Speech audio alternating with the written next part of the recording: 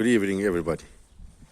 Today, we're going to show you a replacement for a water pump for a Buick Centurion 455 big block engine.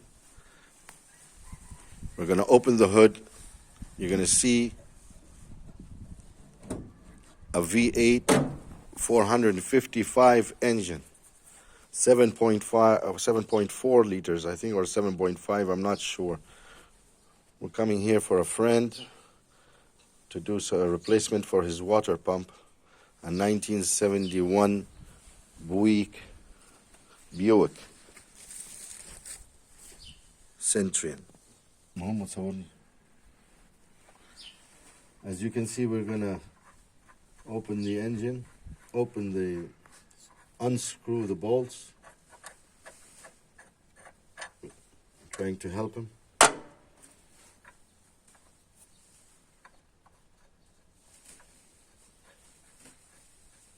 We have unscrewed them, so they're not very tight because we're gonna give a short video so you can see the water pump, how it looks like.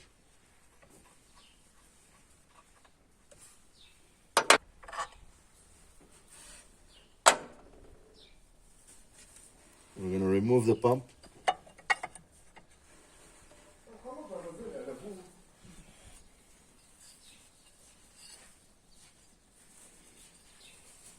Before replacing the water pump, we're going to thread the place of the bolts.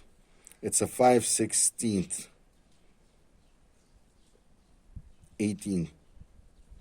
As you can see, we're going to do some threading so it can help us.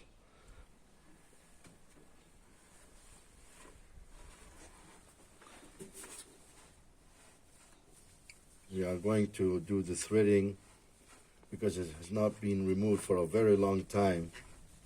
So we're just going to making a cleaning process to remove the oil and dust, so he can help it.